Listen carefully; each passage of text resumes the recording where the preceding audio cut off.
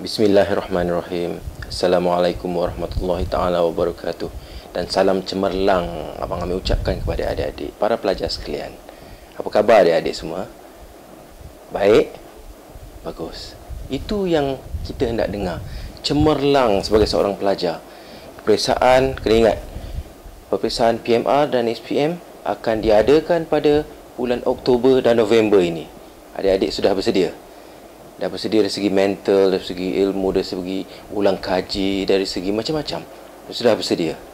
Abang harap adik-adik sudah bersedia. Sebab apa? Kita mempunyai sebulan ataupun sebulan setengah saja lagi peperiksaan yang akan dijalankan pada bulan Oktober dan November ini. Jadi adik-adik, sebenarnya untuk menghadapi peperiksaan yang akan diadakan nanti, adik-adik perlu bersedia di saat-saat akhir ni. Jalankan tips-tips yang akan abang kongsikan bersama adik-adik. Tips-tips kejutan akhir ni adalah untuk adik-adik aplikasikan selama mana yang adik-adik boleh. Okey? Jadi, yang pertama sekali adik-adik, cuba untuk kekalkan stamina adik-adik dengan cara rehat. Rehat ni bukanlah maksudnya adik-adik perlu berehat, tetapi adik-adik perlu mengurangkan aktiviti-aktiviti yang tiada kaitan sangat dengan mata pelajaran adik-adik, dengan persediaan untuk menghadapi peperiksaan adik-adik, cuba kurangkan. Jadi adik-adik cuba tidur pada pukul 10 malam dan bangun pada 6 pagi. Adik-adik pada hari esoknya akan lebih segar untuk pergi ke sekolah dan mengulang kaji pelajaran di saat-saat akhir ini. Sebulan lebih saja adik-adik. Bagi calon-calon yang akan menghadapi peperiksaan SPM, sebulan lebih, dan peperiksaan PMR pula cuma tinggal sebulan saja lagi. Jadi yang paling penting sekali, cuba cukupkan rehat. Sebab apa? Kalau kita tak cukup rehat, kita pergi ke sekolah dalam keadaan yang letih, bangun lambat, mengantuk, macam-macam akan terjadi. Ilmu dan ulang kaji kita susah nak masuk ke dalam kepala kita kalau kita tak cukup rehat. Yang paling penting sekali, kurangkanlah aktiviti-aktiviti yang tak berkaitan dengan mata pelajaran, dengan yang tak berkaitan dengan adik-adik punya peperiksaan ni nanti adik-adik. Kurangkan lepak, kan? Jumpa kawan tu kurang-kurangkan, kecuali untuk mengadakan perbincangan secara kumpulan, itu tak apa. Tapi kalau lepak kedai mamak, bawa satu laptop, main Facebook, itu semua tak penting buat masa sekarang ni. Boleh adik-adik? Okey? Jadi, kurangkan aktiviti-aktiviti riadah tu. Seperti adik-adik main futsal. Biasa main futsal 3 jam. Kalau 3 jam, kan? Kurangkanlah kepada sejam sekarang. Sebab apa?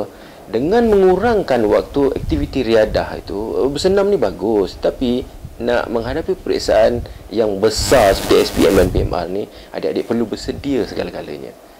Bukan abang nak takutkan, tapi adik-adik perlu untuk diri adik-adik sendiri, untuk masa depan adik-adik sendiri, perlu untuk lebih serius dalam menghadapi peperiksaan ini.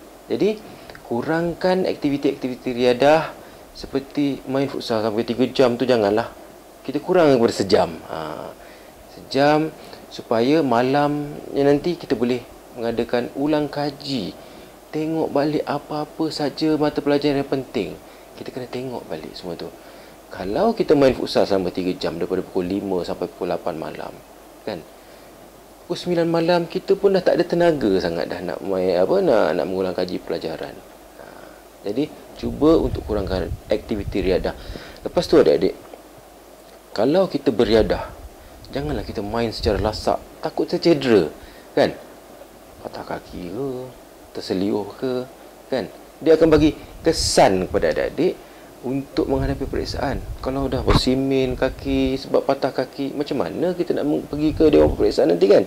Kita akan tumpukan perhatian pada kaki yang sakit dan susah nak jawab peperiksaan. Itu yang paling penting sekali adik-adik. Jadi, elakkan bermain permainan yang ganas-ganas macam tu, kurangkan. Elakkan pun tak apa. Main 1 jam, jogging, berbasikal, yang bermain badminton tu pun yang ringan-ringan saja. Macam itu. Lepas tu, dari segi berehat tu, makan juga makanan berkhasiat. Makanan berkhasiat ni, makanlah seperti makanan-makanan yang biasa, yang tidak memudaratkan adik semasa hari peperiksaan nanti. Okey?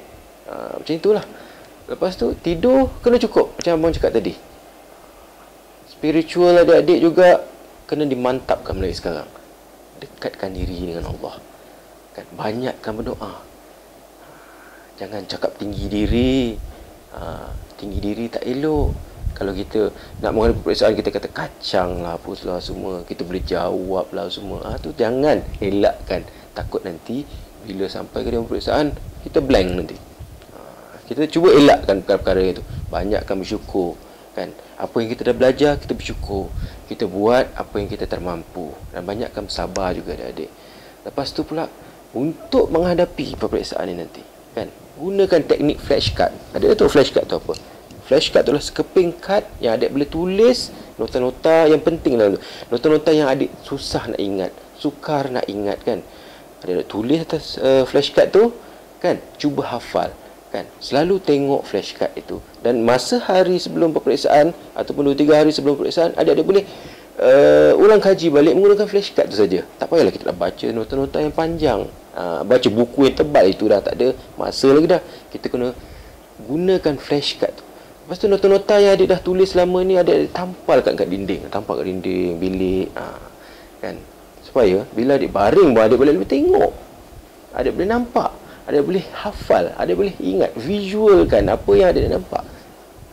Itu teknik-teknik yang adik-adik boleh gunakan untuk menghadapi peperiksaan ni. Flashcard, kan, nota, perbincangan dengan kawan-kawan. Itu penting adik-adik. Dan jangan lupa jadual waktu. Buat satu jadual waktu untuk jaga masa sebulan ni. Apa yang adik-adik akan lakukan. Supaya kita tak langgar benda-benda jadual tu.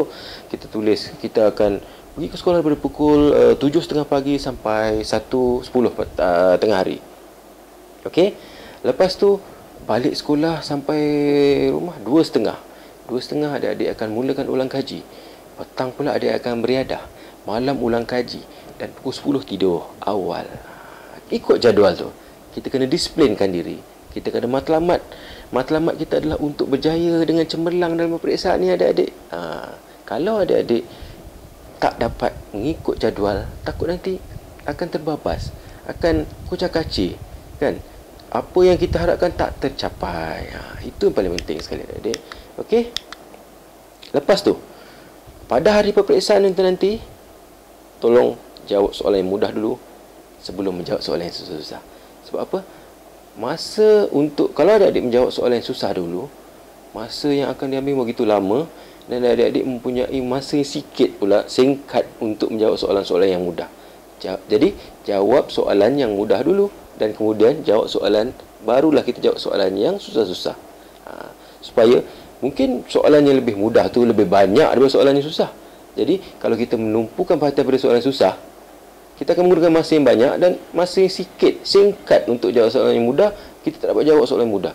Jadi, gunakan masa yang lebih untuk menjawab soalan yang mudah, lepas tu barulah kita jawab soalan yang sukar. Lepas tu pula adik-adik kena tenang jawab soalan. Jangan kelojoh, jangan kucak-kacir. Fikiran kena tenang, banyakkan beristighfar, banyakkan bersabar. Apa-apa yang kita cuba hafal, kita akan lebih ingat kalau kita tenang. Kalau kita kucak-kacir, apa yang kita nak ingat ke tu, apa yang kita dah ingat ke tu, apa yang dah kita hafalkan selama ni, mungkin akan hilang. Cuba untuk bertenang. Ingat matlamat kita selalu. Matlamat kita adalah untuk mendapat keputusan yang cemerlang. Kita akan pergi ke mungkin yang adik-adik yang akan menghadapi peperiksaan SPM ni dah mula dah memikirkan nak pergi ke pra-universiti ke, tingkatan 6, ataupun diploma, ataupun matrikulasi, ataupun ada setengah-setengah kursus yang menawarkan program ijazah sarjana muda untuk lepasan SPM. Adik-adik kena fikirkan mulai sekarang. Yang PMR pula mungkin lepas ni akan ke MRSM, ke mana? Ke sekolah berasrama penuh, ke sekolah teknik, sekolah prestasi tinggi. Semua tu ada dalam fikiran kita. Jadi, untuk kita sampai ke sana, kita kena lepasi cubaan peperiksaan peringkat kebangsaan ini. Jadi, jangan lupa juga bawa semua peralatan-peralatan yang untuk menjawab yang penting. Jangan kita terpaksa pinjam kawan. Kawan pun bawa satu pensel, mungkin 2 pensel, terpaksa pinjam kepada kita. Kesian kawan tu kan. Jadi, kita cuba sediakan lebih awal, seminggu 2 minggu sebelum tu, kita cuba sediakan semuanya supaya kita tak ada menghadapi masalah pada hari peperiksaan tu. Dan jangan lupa bawa juga kad pengenalan. Kad pengenalan penting. Kalau kita tak ada kad pengenalan, pengawas peperiksaan mungkin tak akan bagi kita masuk. Dan abang rasa mungkin dia tak akan bagi kita masuk. Jadi bawa IC tu, bawa kad pengenalan tu, itu paling penting. Okey adik-adik? Jadi kita akan berjumpa lagi selepas ni insya-Allah dalam video-video yang akan datang. Abang ucapkan selamat berjaya, all the best untuk adik-adik. Jangan lupa matlamat adik-adik untuk pergi ke peringkat pengajian lebih tinggi, yang lebih baik. Jadi ini adalah kayu ukur pada adik-adik. Kayu ukur yang menentukan ke mana adik-adik pergi lepas ini. Selamat berjaya adik-adik. Assalamualaikum warahmatullahi taala wabarakatuh dan salam cemerlang.